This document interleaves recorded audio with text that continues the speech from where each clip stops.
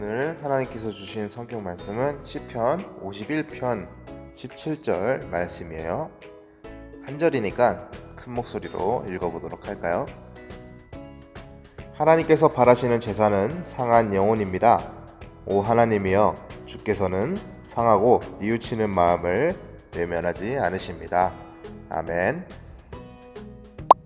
한 친구의 이야기예요. 어릴 적 집에서 놀다가 실수로 베란다에 있는 화분을 깨트렸어요. 이 친구는 부모님께 혼나는 게 무서워서 거짓말을 하게 되었어요. 집에 돌아오신 부모님께서 화분이 깨져 있는 것을 보시고 이 친구에게 물어봤겠죠.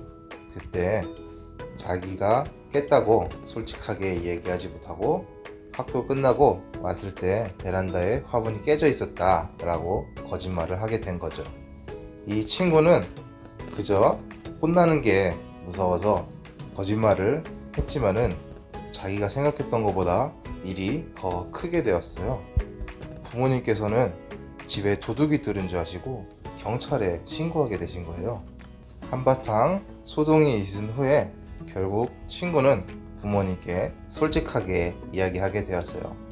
그 친구의 부모님께서는 왜 솔직하게 이야기하지 않았냐 라고 말씀하셨고, 이 친구는 부모님께 죄송한 마음이 들어서 다음부터는 부모님께 절대 거짓말을 하지 않겠다고 이야기했어요.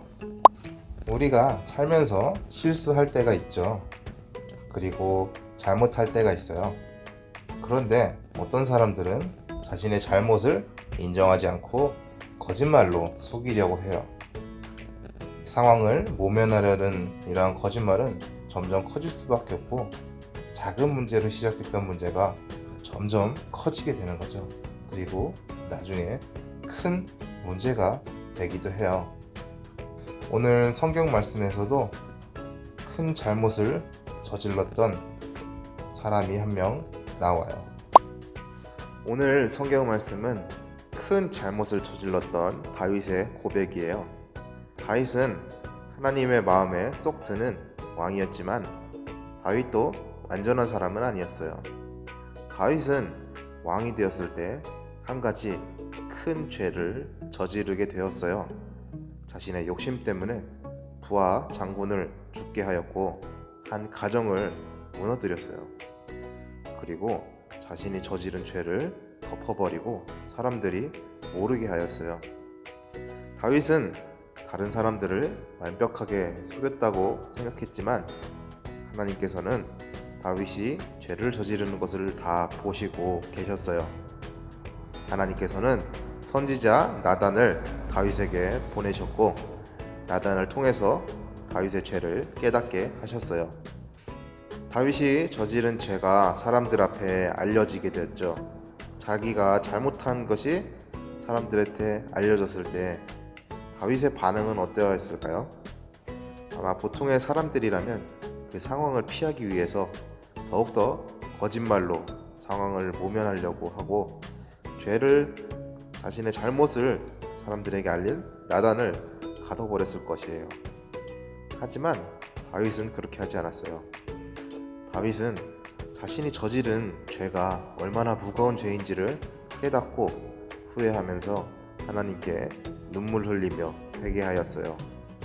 부끄러운 마음도 들었겠지만 자신의 죄를 인정하고 하나님께 회개하며 용서를 구하며 하나님 앞으로 나아간 거예요.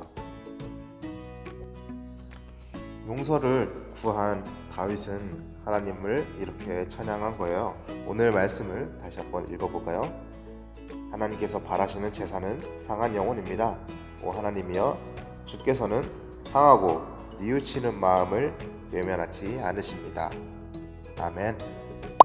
우리가 잘못을 가리려고 한다면 하나님께서는 슬퍼하실 거예요. 하나님께서는 죄를 심판하는 분이시기도 하지만 그 용서를 바라는, 죄를 뉘우치는 마음을 받아주시는 분이세요. 우리는 살면서 하나님 보시기에 그리고 다른 사람들에게 잘못할 때가 있죠. 그런 때 하나님께서 우리에게 바라시는 모습은 어떤 모습일까요? 잘못을 인정하지 않고 거짓말하는 그런 모습일까요? 아니면 다윗 왕처럼 하나님 앞에 용서를 구하며 나아가는 모습일까요? 하나님께서는 뉘우치는 마음을 외면하지 않으시는 분이라고 말씀하고 있죠.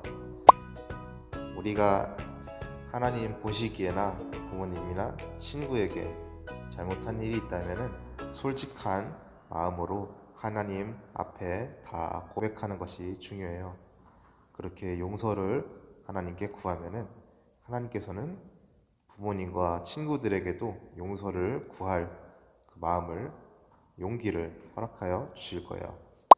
하나님께서는 어떠한 상황에서도 우리를 버리지 않으신다는 것을 기억하고 항상 자신의 마음을 하나님께 고백할 수 있는 우리 친구들 되었으면 좋겠어요.